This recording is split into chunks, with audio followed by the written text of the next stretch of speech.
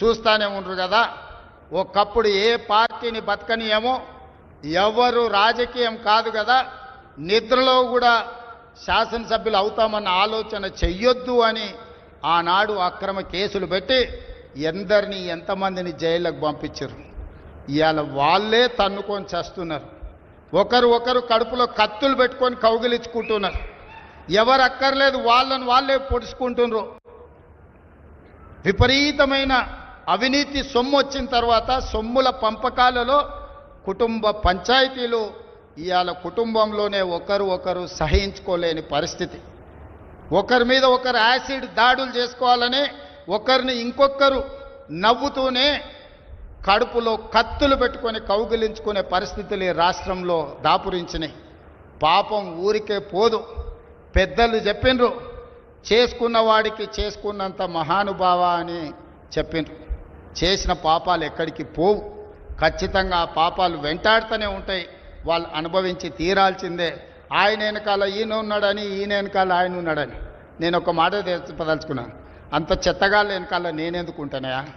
నేను నాయకుడిని ఉంటే ముందుంటా, మా వాళ్ళకి తోడుకుంటా. వాళ్ళ కుటుంబాలు వాళ్ళు కత్తులతో పొడుచుకొని హరీష్ రావు, సంతోష్ రావు వెనకాల రేవంత్ రెడ్డి ఉన్నాడు అని ఒకరంటే, లేదు కల్వకుంట్ల కవిత గారు వెనకాల రేవంత్ రెడ్డి ఉన్నాడని. మీరంతా దిక్కుమాల్లో అని తెలంగాణ ప్రజలు బండకేసి కొడితే మీ వెనకాల ఎవడన్నా బుద్ధున్నోడు ఉంటాడా? అన్నం తినవాడు ఎవడన్నా మీతోని ఉంటాడా? నేను ఉండేది పాలమూరు జిల్లా 4 కోట్ల తెలంగాణ ప్రజల వెనుక ఉంటా, తోడుంటా, వాళ్ళ కోసం పని చేస్తా.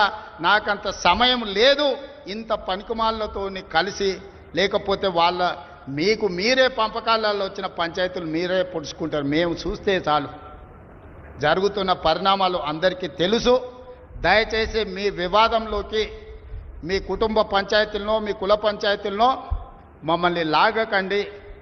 మాకెలాంటి ఆసక్తి లేదు. మిమ్మల్ని ఎప్పుడో ప్రజలు తిరస్కరించిండ్రు.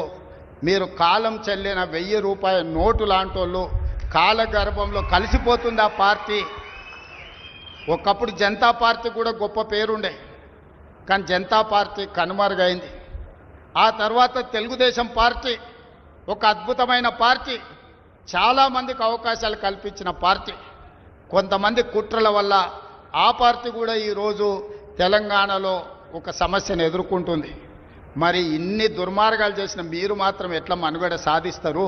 ప్రకృతి అనేది ఉంటుంది, ఆ ప్రకృతి శిక్షిస్తుంది.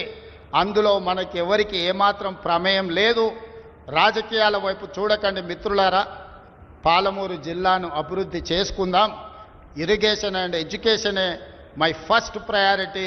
ఇరిగేషన్ అండ్ ఎడ్యుకేషన్ వస్తే ఆటోమేటిక్గా ఎంప్లాయ్మెంట్ వస్తుంది.